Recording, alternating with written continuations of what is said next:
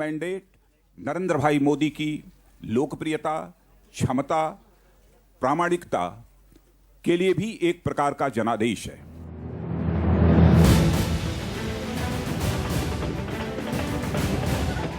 बहुत खुशी है, बहुत प्रसन्नता है इस चुनाव में भारतीय जनता पार्टी को इतनी शानदार विजय मिली है।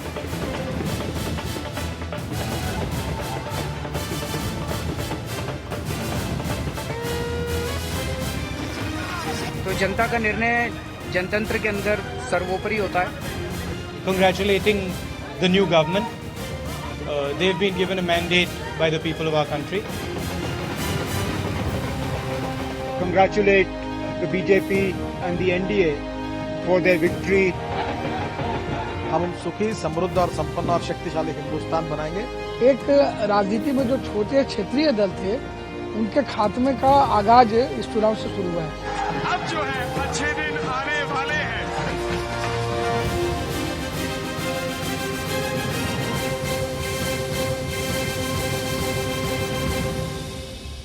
शासक नहीं, सेवक इस देश को चलाने वाला है। मोदी मोदी। मैं पार्टी की अध्यक्ष हूं, इसीलिए हार की जिम्मेदारी मैं स्वीकार करती हूं।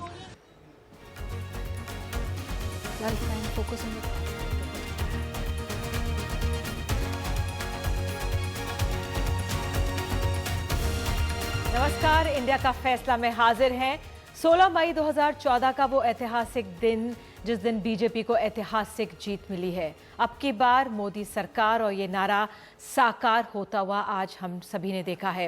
राजनाथ सिंह पार्टी अध्यक्ष ने प्रेस कॉन्फ्रेंस की और शुरुआत की वाजपेयी जी के शब्दों से, अंधेरा छटेगा, सूरज निकलेगा, कमल खिलेगा। और शायद यही उम्मीद है पूरे देश को, जिन्होंने अपना जनादेश दिया है बीजेपी पार्टी को। बीजेपी बहुमत पर, अपने बल पर ही सरकार बना सकती है।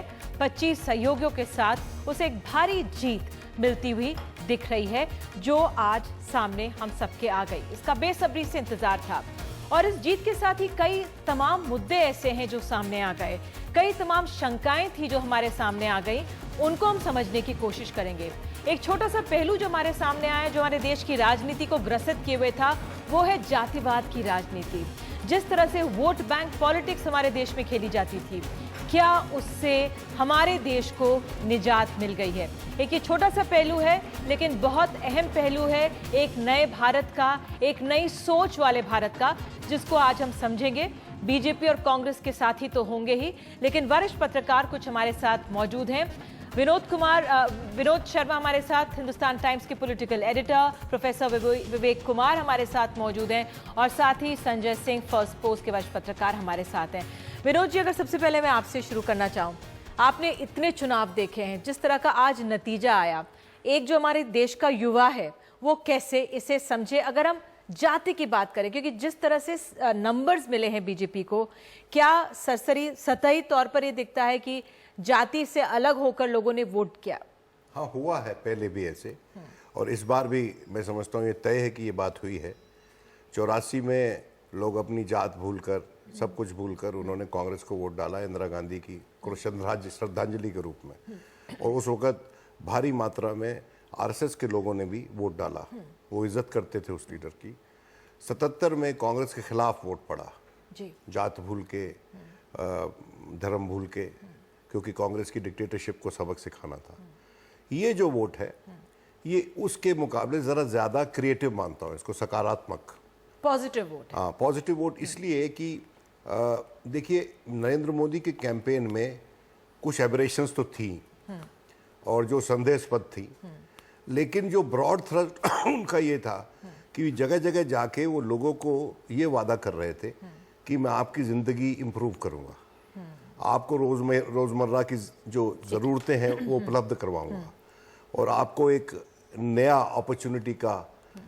तो आप कह रहे हैं पहले भी होता रहा, लेकिन इस बार नया ये है कि एक पॉजिटिव तरीके से ये क्रिएटिव वोट है, क्रिएटिव वोट और है, ये लोग चेंज चाहते थे, और चेंज के साथ साथ सही में अपनी जिंदगी में बदलाव चाहते थे, और इसलिए जितना ये वोट क्रिएटिव है, उतना ही बड़ा चैलेंज नरेंद्र मोदी के सामने है कि जनता की। समझेंगे, लेकिन initial comments professor Vivek Kumar, आप किस बहुजन समाज पार्टी जो कि बीजेपी को एक तरह से चुनौती देने की पूरी तरह से उत्तर प्रदेश में कोशिश कर रही थी। समाजवादी पार्टी की वहां पे सत्ता है, लेकिन उत्तर प्रदेश में अपना खाता भी नहीं खोल पाती।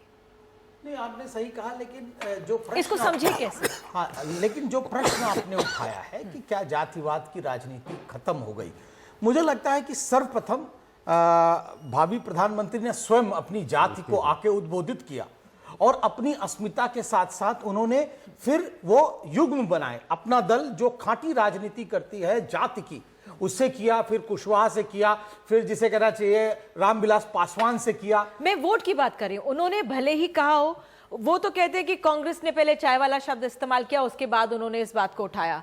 मैं जिस तरह से वोट पड़ा है, जो वोट पड़ा है, लोगों ने जो वोट दिया है, वो मैं समझना चाह रही हूं। मैं इसीलिए कह रहा हूं कि अगर आप अपनी जातीय अस्मिता जो कि प्रयोग की जा रही थी उत्तर प्रदेश में, जिस पर आप इल्जाम लगाते हैं भारत बहुजन समाज पार्टी पर कि वो जातीय अस्मिता का प्रयोग करती है, लेकिन जातिवाद और जाति assertion, caste assertion and casteism, ये दो अलग अलग बातें हैं। जब कुछ जातियां जो कि खंडित हैं, जो कि पृथक की गई हैं, दबाई गई हैं, कुचली गई हैं, जब वो युग बनाती हैं तो वो जातियों का जनतांत्रिकरण होता है और उससे दूसरी जातियों का सशक्तिकरण भी होता है। लेकिन यहां पर कुछ सत्ता प्रभुत्व जातियां अब सत्ता को संकुचित कर लेंगी। चलिए समझेंगे, ये समझेंगे। सबसे बड़ा प्रमाण है कि 70-80 जो सीटें हैं उत्तर प्रदेश में, उसमें एक भी अकलियत समाज को नहीं दी गई, उसका टिकट नहीं दिया गया।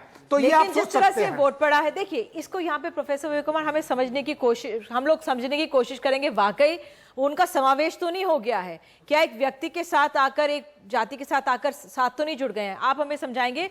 हमारे साथ आसिम वकार जी, समाजवादी पार्टी के नेता, जुड़ गए हैं। आसिम वकार जी, 5 सीटें समाजवादी पार्टी को, सत्ता में है समाजवादी पार्टी, किस तरह से आंक रही है अपने आज के प्रदर्शन को?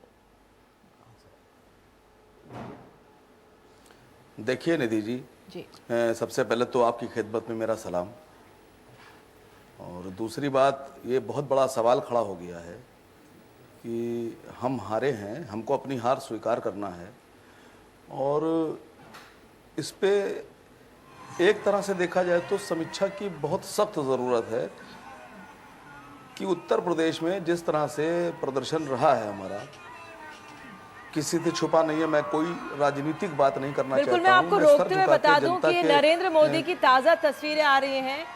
वडोदरा से उनकी रैली वहां पर हुई है और ये नरेंद्र मोदी की ताज़ा तस्वीरें हम देख सक रहे हैं इस समय। जी वकार साहब। जी देखिए, जनता ने जिस तरह का फैसला दिया है, जो मैंडेट दिया है, इसको सर झुका के समाजवादी पार्टी स्वीकार करती है, यही एक तरीका है। और दूसरी बात, हमको बैठकर बहुत गहराई से समीक्षा करना पड़ेगी। बिल्कुल, गहराई से समीक्षा करने की बात आप कह रहे हैं। अमन सिन्हा, मुझे बताया जा रहा है बीजेपी के नेता दिल्ली से जो हैं वो हमारे साथ मौजूद हैं। अमन, यहाँ पर जीत की बात तो अब सुबह से ही हो रही है। बहुत बहुत मुबारकबाद आप लोगों को, बधाई आपको जिस तरह से जीत मिली है बीजेपी को। लेकिन क्या जो आज के नतीजे बताते हैं, जो जातिवाद पर जिस तरह से खेमेबंदी कर दी जाती थी लोगों की, जो हमारे नेतागण थे, लोगों को बांटते थे जाति के आधार पर, लेकिन लोगों ने उठ के जो वोट दिया है, जाति को दरकिनार करते हुए वोट दिया है। नहीं, आपने सही कहा निधि जी। देखिए, ये ऐतिहासिक चुनाव था। अगर पूरे विश्व में किसी चुनाव में आज तक सबसे ज़्यादा मत पड़े तो वो हमारा 2014 का लोकसभा का चुनाव था, और सबसे ज़्यादा अगर टर्नआउट आज देश में हुआ तो वो हमारा यही 2014 का लोकसभा चुनाव था, और परिणाम भी इसके ऐतिहासिक आए हैं।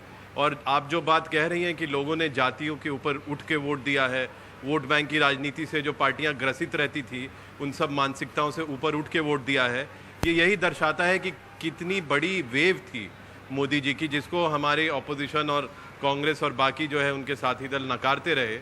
और इस बात का ये एविडेंस है। नहीं तो यूपी में 80 में से 73 सीटों में लीड करना या उनको जीतना, ये अनप्रेसिडेंटेड है। और अगर कल तक ये बात कोई कहता तो शायद कोई मानने को तैयार नहीं होता। तो मुझे लगता है कि हम लोगों को, देश के मतदाताओं को भी बधाई देनी चाहिए कि वो जातिवाद की राजनीति के ऊपर उठकर, जो वोट बैंक से ग्रसित जो राजनीति होती है, उसके ऊपर उठ के उन्होंने वोट दिया। इसके लिए हमारे देश का मतदाता जो है वो बधाई देने का पात्र है। बिल्कुल, एक छोटा सा ब्रेक अमन मुझे लेने के लिए कहा जा रहा है। हम तुरंत लौटेंगे। तस्वीरें आप देख सकते हैं कि सीधे वडोदरा से हम दिखा रहे हैं नरेंद्र मोदी की। इस समय वहां पर उनकी रैली हो रही है। कुछ देर में वो अहमदाबाद जाएंगे रैली करने के लिए और कल वो बनारस जाएंगे। तो एक छोटा सा ब्रेक और जैसे ही बोलेंगे नरेंद्र मोदी हम फिर वापस वडोदरा लौटेंगे।